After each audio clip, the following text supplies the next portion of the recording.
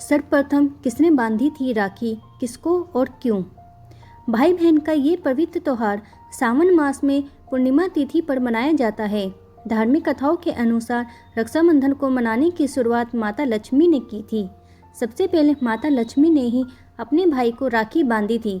वैसे तो इस पर्व पर कई पौराणिक कथा प्रचलित है। उनमें से पहली कथा के अनुसार पहली बार माता लक्ष्मी ने राजा बलि को राखी बांधी थी। उसी समय से ये त्यौहार मनाया जाने लगा। दरअसल विष्णु पुराण अनुसार भक्त प्रहलाद का पुत्र राजा बलि एक समय बड़ा ही बलशाली हो गया था। उसने 100 अश्वमेध यज्ञों कर 3 लोकों की सत्ता को जीत लिया।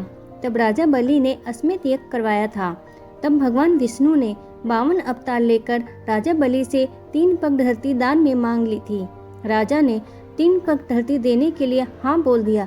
राजा के हाँ बोलते ही भगवान विष्णु ने आकार बड़ा कर लिया और 3 पग में ही पूरी धरती नाप ली और राजा बलि को रहने के लिए पाताल लोक दे दिया।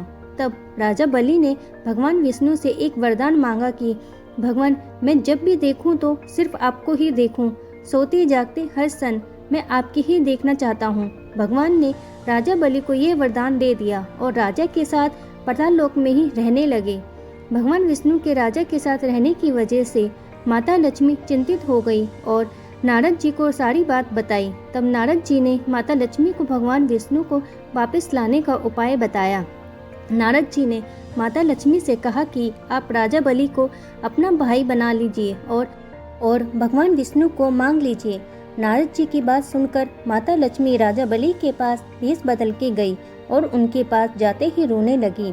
राजा बलि ने जब माता लक्ष्मी से रोने का कारण पूछा तो माँ ने कहा कि उनका कोई भाई नहीं है, इसलिए वो रो रही है।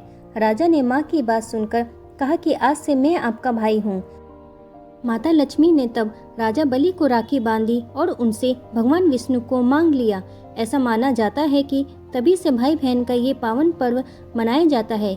इस त्योहार पे दूसरी कथा भी प्रचलित है।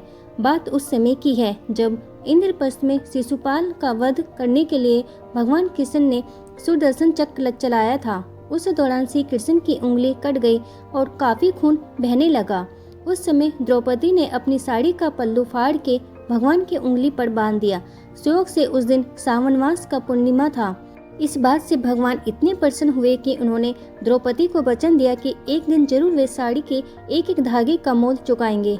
भगवान ने चीर हरण के वक्त द्रौपदी को दिया वचन निभाया और उनकी लाज बचाई। इस त्योहार को लेकर तीसरी कहानी रानी कर्णावती और सम्राट हुमायूं की है। ऐसा कहा जाता है कि मध्यकालीन युग में जब राजपूत और मुस्लिमों के बीच लड़ाई चल रही थी, तब चित्तौड़ के राजा की विधवा रानी कर्णावती ने गुजरात के सुल्तान बहादुर शाह से अपनी प्रजा और सुरक्षा के लिए मदद मांगी। उन्होंने हुमायूं को अपने भाई मानकर राखी भिजवाई। तब हुमायूं ने राखी का मान रखा। राखी मिलते ही उसने ढेरों उपहार भेजे और आश्वासन दिया कि वह सहायता के लिए आएंगे और उनकी रक्षा करने का वचन दिया।